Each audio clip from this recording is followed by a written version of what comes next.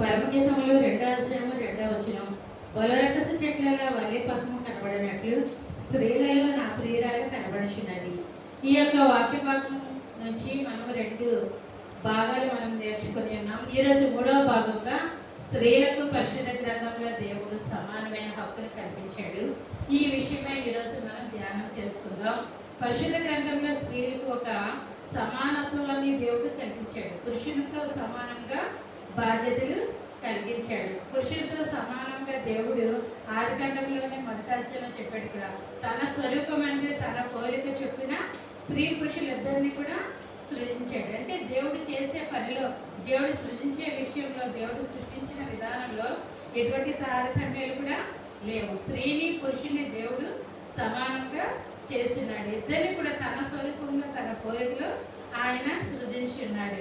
అయితే చాలామంది ఏం చేశారంటే, కాలక్రమేణా దేవుడు అంత గొప్ప ఆధిక్యత ఇచ్చినప్పటికీ స్త్రీలను అనకదొక్కేశారు, స్త్రీలను తక్కువ వారిగా చూస్తూ ఉన్నారు. మనం అంతకుముందు చూసాం కదా, 2వ భాగంలో ఈ గ్రీకు సాంప్రదాయంలో మనం చూసినట్లయితే వారు స్త్రీలను ఒక ఇంటికే పరిమితమైనట్లుగా వారు చూశారు. అదే హెబ్రీలో చూసినట్లయితే హెబ్రీస్ కూడా ఏం చేశారంటే, వాళ్ళు కూడా స్త్రీకి కొంతవరకు స్వేచ్ఛ ఇచ్చినప్పటికీ ఆ స్వేచ్ఛ పరిమితమైన స్థానంలోనే ఉండేది. ఆ విధంగా వారు స్త్రీలను చూస్తారు. అయితే తర్వాత కాలంలో చూస్తే హిందూ సాంప్రదాయం మనం చూడగా, అక్కడ హిందూ సాంప్రదాయంలో ఒక ఆడపిల్లగా పుట్టిన అమ్మాయికి ఏం చేస్తారంటే బాల్యంలోనే వివాహం చేస్తూ ఉండేవారు. బాల్య వివాహాలు అనేది మనం ఎన్నో వింటూ వస్తున్నాం కదా, బాల్య వివాహాలు. తర్వాత చిన్న వయసులో ఉన్న అమ్మాయికి పెద్ద వయసు వాళ్ళతో కూడా వివాహాలు చేసేవారు అనమాట. వయసు భేదం అనేది అక్కడ చూపించకుండా ఇంక ఎలా నచ్చితే ఆ విధంగా వివాహం చేసేవారు. ఆ విధంగా చేయడం వల్ల ఏమైందంటే, భర్త త్వరగా చనిపోయినప్పుడు ఈ భార్యను కూడా ఏం చేసేవారంటే, అదే దహన సంస్కారాలు చేసేటప్పుడు అదే చితిలో ఈమెను కూడా వేసి ఆ దహన సంస్కారంలో ఈమెను కూడా పాలుభాగస్తురాలుగా చేసేవారు అనమాట. అంటే ఇద్దరికి ఒకేసారి దహన సంస్కారాలు చేస్తున్నారు. అయితే ఇటువంటి భయంకరమైన మూఢాచారాలతో ఉన్న సమాజంలో వీటన్నిటిని చూసిన విలియం కైరీ గారు చాలా బాధపడి ఈ యొక్క హిందూ సాంప్రదాయంలో గొప్ప ఈ మూఢాచారాల నుంచి విడుదల తీసుకురావాలని ఎంతో ప్రయాసపడి ఎన్నో విధాలుగా కృషి చేసి ఈ యొక్క బాల్య వివాహాలు కానీ, తర్వాత సతీ సహగమనం కానీ లేకుండా చేయాలని ఆయనతో కృషి చేశారు. ఆయన కృషి ఫలితంగా అయితే సతీ సహగమనం అనేది చాలా వరకు నిరోధించబడింది.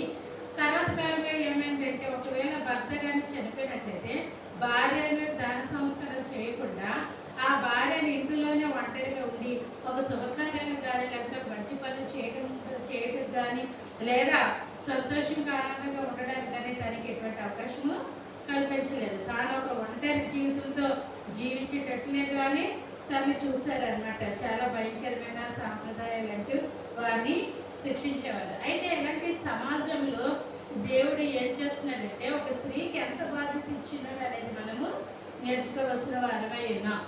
పరిశుద్ధ గ్రంథంలో చూసాం ఇక్కడ, మొట్టమొదటి దేవుడు హవ్వను చేసినప్పుడు హవ్వ ద్వారానే ఈ దినాన సంతానోత్పత్తి అనేది ప్రారంభమైంది. మానవ జాతి ఒక స్త్రీ ద్వారానే ప్రారంభించబడింది.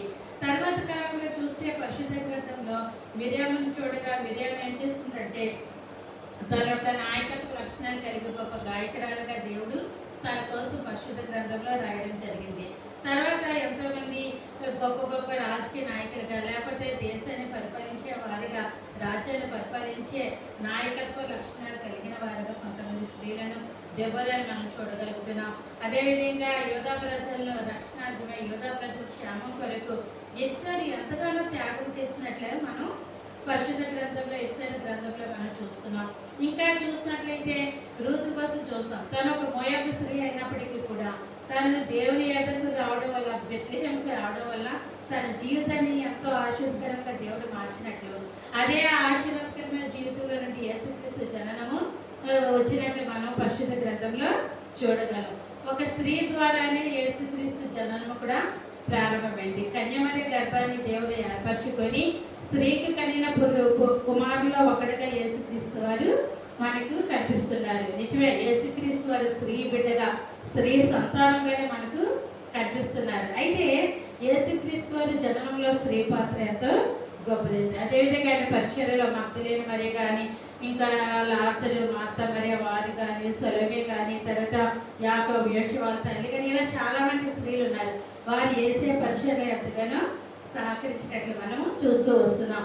అయితే ఇంకా యేసుప్రభు వారు మరణించి పునరుత్థానుడై ఆయన పరలోకానికి వెళుతూ ఆయన బాధ్యతను, పరిచయ బాధ్యత యావత్తు కూడా శిష్యులకు అప్పగించాడు. శిష్యుల పరిచయంలో కూడా ఎంతోమంది స్త్రీలు సహకారంగా ఉన్నట్లు మనం చూస్తూ వస్తున్నాం.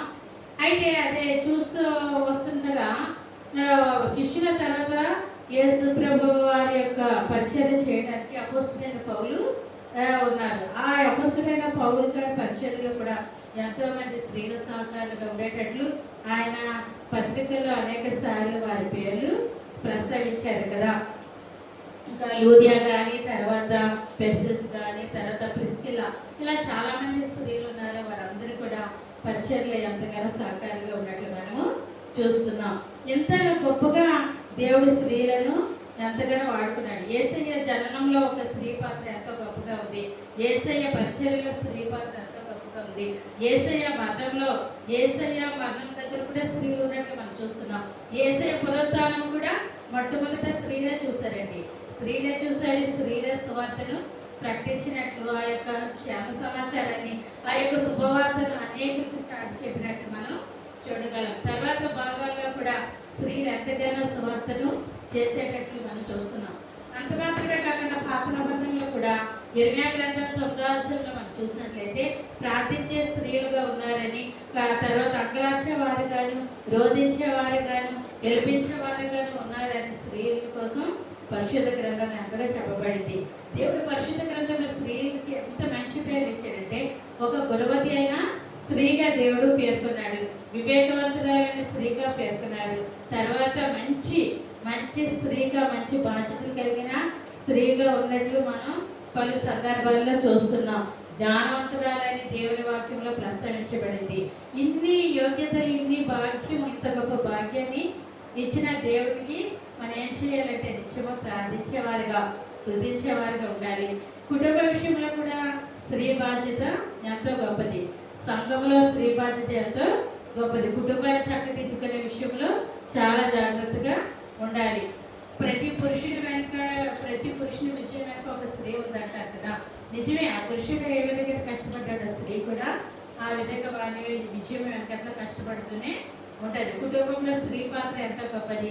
అదేవిధంగా సంఘంలో, సమాజంలో స్త్రీ పాత్ర కూడా ఎంతో గొప్పది. కుటుంబంలో రాణిస్తున్నాము, అదేవిధంగా సమాజంలో రాణిస్తున్నాము, అదేవిధంగా సంఘంలో కూడా మనం ఎంతగానో రాణించాలి. ప్రార్థన చేసే విషయంలో మనం మరి ఎక్కువగా ముందుకు కొనసాగాలి. తర్వాత పరిచర్య చేసే విషయంలో ఎంతగానో ముందుకు కొనసాగాలి.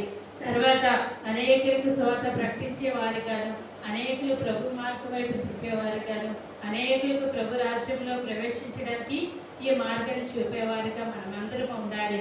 ఎప్పుడైతే ఆ విధంగా ఉంటామో అప్పుడే దేవుని యొక్క దీవెనలు మనం సమృద్ధిగా పొందుకుంటాం. దేవుడు ఏ ఉద్దేశం ద్వారా మనల్ని సృజించినాడో, దేవుడు ఏ ఉద్దేశం ద్వారా ఎంత గొప్ప అర్హతనిచ్చినాడో ఆ వాటికి మనం న్యాయం చేకూర్చే వారిగా ఉండగలం. కాబట్టి మనం ఏం చేయాలంటే దినదినం కూడా దేవుని సన్నిధానంలో ఉండి ప్రార్థనాపూర్వకంగా ప్రభా ఈ దినాన్ని ఏ విధంగా నేను చేయాలనేది మనం దేవుని సన్నిధానంలో అడుగుతూ కనిపెడుతూ ప్రార్థించవలసిన వారమై ఉన్నాం. ఆ విధంగా ప్రార్థించడం మాత్రమే కాకుండా మనము పరిచయం ముందుకు సాగవలసిన వారు విన్నాం.